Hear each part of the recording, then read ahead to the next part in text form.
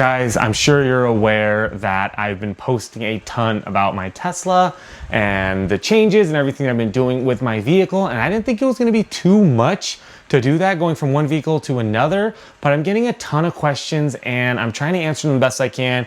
Being new to the electric scene myself, I'm still learning as much as I possibly can from everything that benefits from the Tesla, getting away from gas and all that. So I kind of want to talk about my decision on why I left my Tundra to go to my Tesla right now.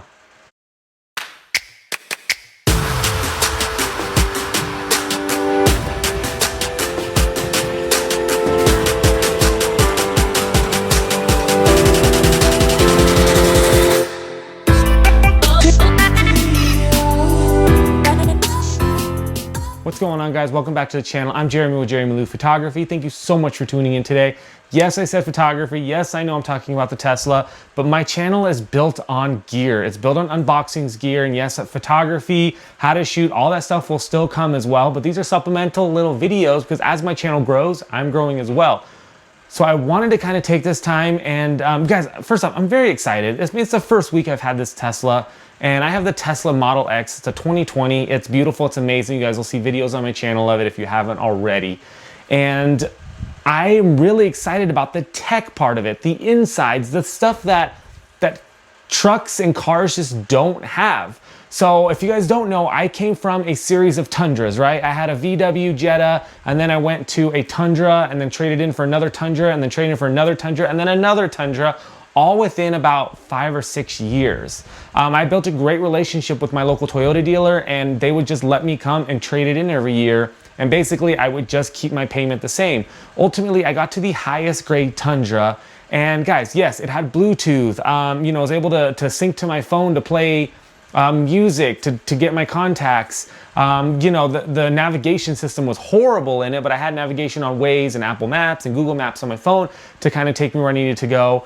I bought a tonneau cover that went on the back of my Tundra in order for me to store my gear and hide everything because there wasn't really much space in the back, but it held my kids perfectly fine. It felt like a safe truck. It was a big truck. It was nice. It had a 38-gallon tank, but it also was 14 miles per gallon. And that was kind of the draw for me on how much I'm actually spending on this tank opposed to getting something different and electric. So I decided that I would just kind of look at the Teslas and see how it went, right? So how it kind of went down was I knew about Tesla. I knew everything. We live right next to one of the battery plants, warehouse, like a 1 million square foot facility here in Sparks. And so I was shooting one of the engineers doing his engagement session, and he just kind of talked to me about it. Kind of told me about the tech, dog mode, camp mode, you know, electric. Have you felt the torque in this thing? And I was kind of got more interested. So I watched a couple of videos and then scheduled a test drive at Tesla. This was all about a month ago, a little less than a month ago. And then I was hooked. As soon as I test drove it, it felt like a real car. It wasn't that nerdy, silent Prius that we've always kind of thought about. And it was amazing. And then every day I would drive my my Tundra, and then I would go, I wish I had this. I wish it did this. How come it didn't do this? I have to go get gas now. How cool would it be if I could just charge it at home? And then I finally just did it. I worked with Jeb over at Tesla in Reno. He killed it. He did an amazing job helping me get to where I need to go. Was I gonna buy? Was I gonna lease? Was I gonna trade in? What was I gonna do? Ultimately, I ended up selling my Tundra private party, leased out my Tesla for 3 years with an option to buy after, and I'm very, very happy. Guys, so far driving it, the only thing that I have to get used to is charging this bad boy. I have an electrician coming to install a certain plug and outlet so I can get 25 miles per hour of charging while I sleep. So if I'm at home for 10 hours a night, I can get 250 miles per hour charged, waking up with a fresh 250 miles to go wherever I want for the day. Never have to visit a gas station again, never have to pay for gas. The price equivalent is about 90-gallon tank.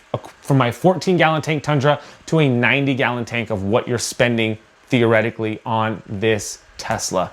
So I'm very excited. Of course, I have the Falcon wings. The kids love it. Jet fits great in the car seat there. And it's just techie. I never have to take my keys out of my pocket. It knows where I'm there. I can set my settings so that it's made for me. As soon as I get close, music's on, air's on. In fact, today we were at Virginia City and it was 95 degrees there, super hot. We had to walk to the car and I just went to the app and turned on the Tundra or turn on the Tesla to go to 70 degrees in the car. We got there fresh and cool in 15 minutes. Holy freaking amazing. Now, I know lots of cars have those kinds of things, but this is standard. This comes in standard. It comes standard with a dash cam, with an alarm system standard.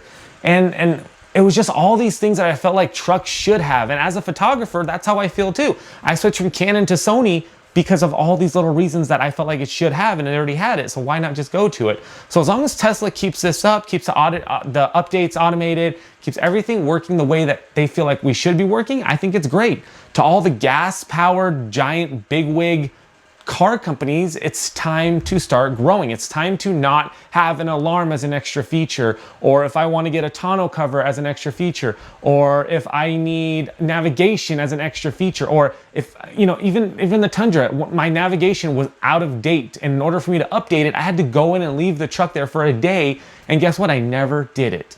I never have to get this car serviced because there's nothing to get serviced.